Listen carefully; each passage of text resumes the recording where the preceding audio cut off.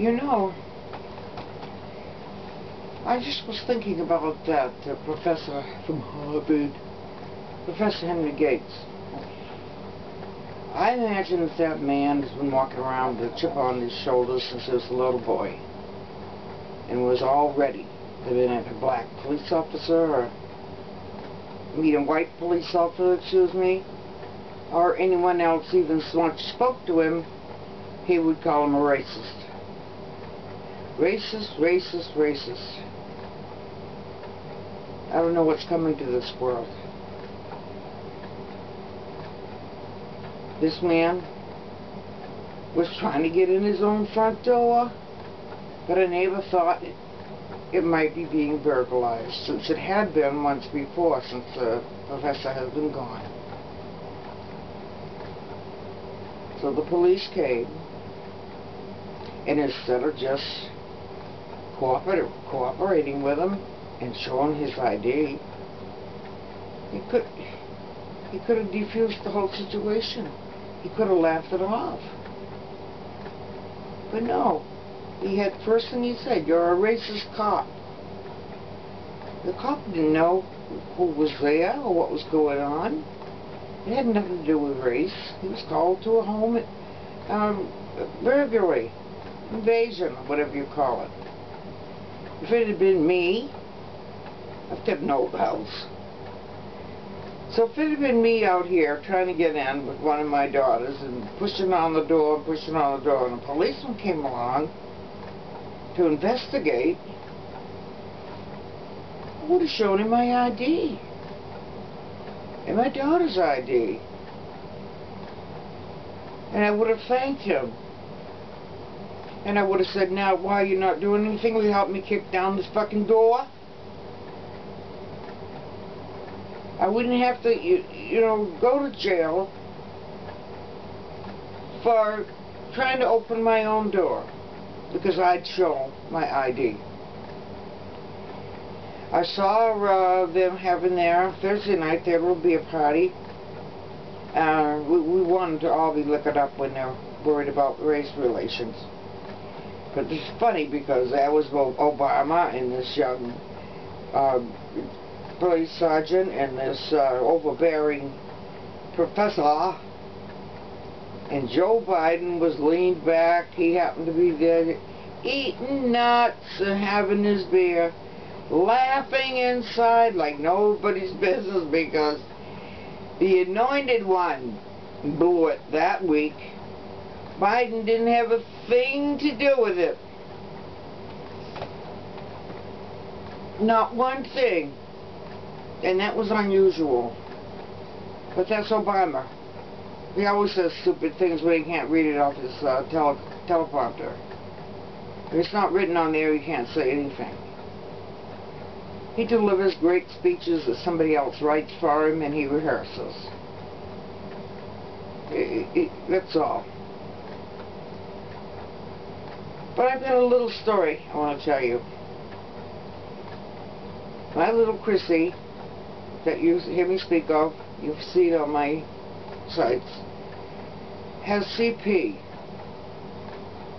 And she goes to school 3 days a week in the summertime, so because she would lose too much if she didn't go to summer school. She gets occupational therapy, physical therapy, speech therapy 3 days a week. So Tuesday, Wednesday, Thursday. So last Thursday, her father, a really good man, John, had errands to do during the day, so he took the day off.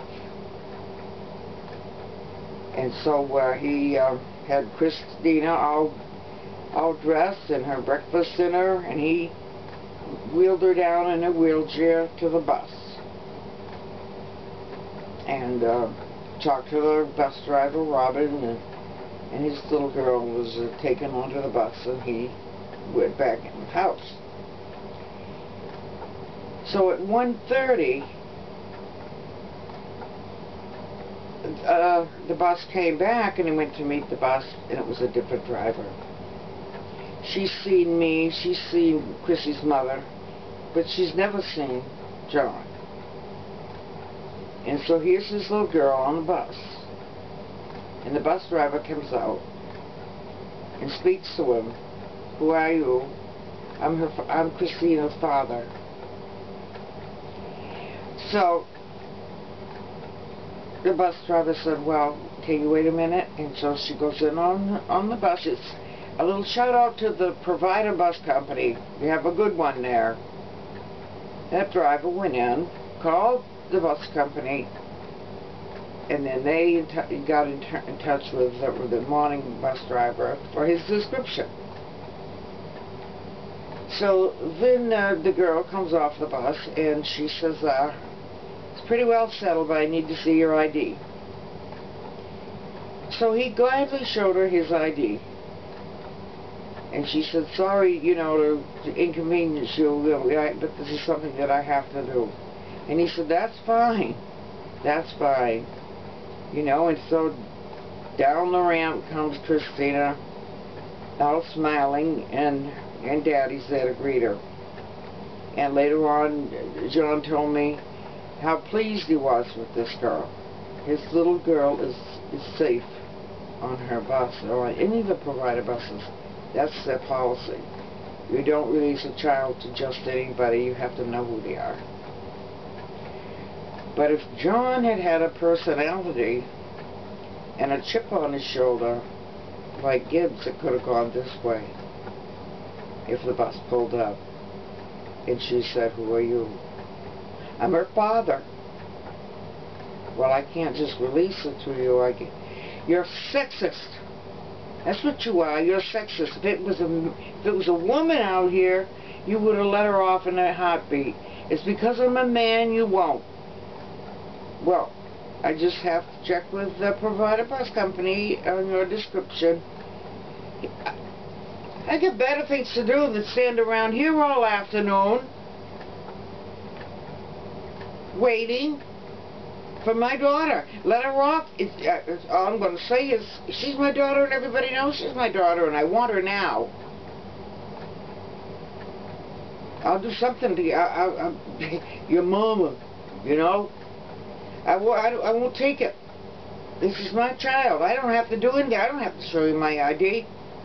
By then, the bus driver would have gotten into the bus and locked it up and called the police. And so by the time the police came, he'd be really angry, pacing back and forth in front of the bus now, wouldn't he? And when the police showed up, he would holler, I want my daughter. They won't let me have my daughter off the bus. And the police might say, well, they called us and you refused to show your ID.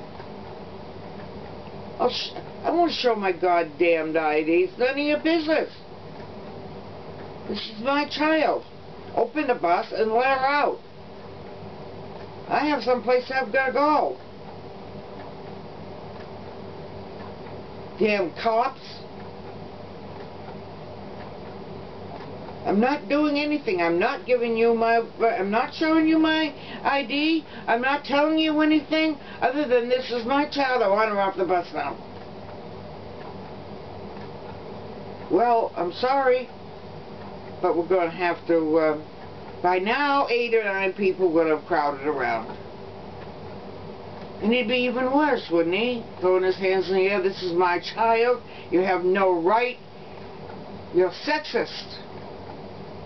I'm going to report you. I'll have this in the paper about the providers. I want my daughter off that bus. Finally, the police would have to cuff him and take him to jail for disorderly conduct, resisting arrest, profanity, and interfering with the bus.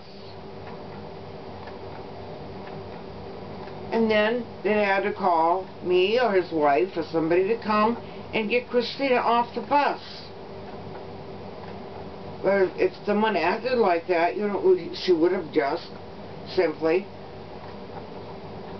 locked all the doors and stayed in there. Call the cops. But John was pleased the way that it went with him, because he knows his little girl is safe. I gotta go.